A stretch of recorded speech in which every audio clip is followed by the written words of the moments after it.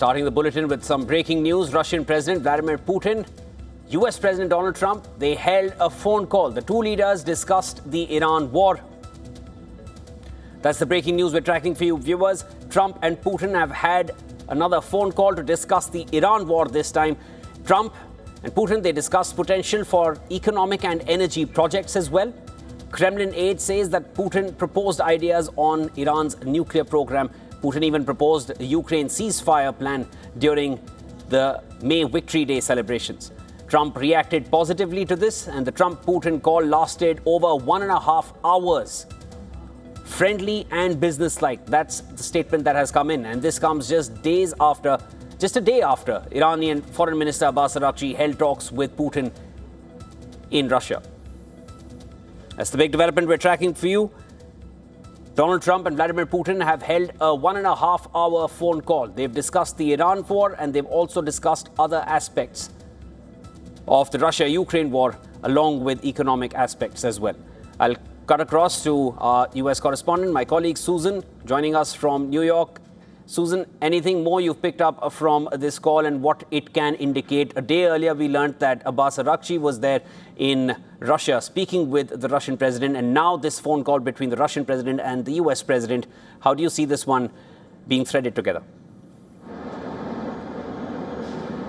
Right. Well, regarding Ukraine, they talked extensively regarding Ukraine, and President Trump said that negotiations have to resume to find some kind of settlement and end to the war with Ukraine.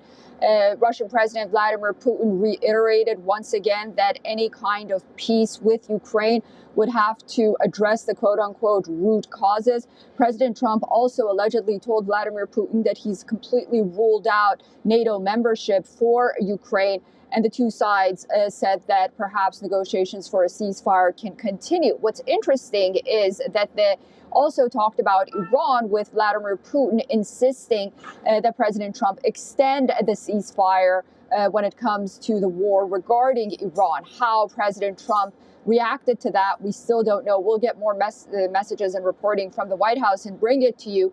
But a lot of analysts believe that ultimately, whatever action the United States wants to take next, Russia is a huge player, even behind the scenes. As you mentioned, Abbas Araghchi was just recently in Russia, and now there is reporting that you and I, Siobhan, will talk about a little later, that CENTCOM is putting a plan for another attack against Iran.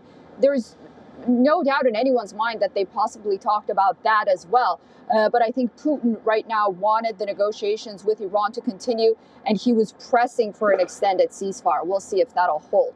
Yeah, Susan, stay with me because, and as we're just discussing those talks between Trump and Putin regarding an extended ceasefire, that's being contrasted with this next bit of breaking news that's coming in. I'll come right back to you, Susan.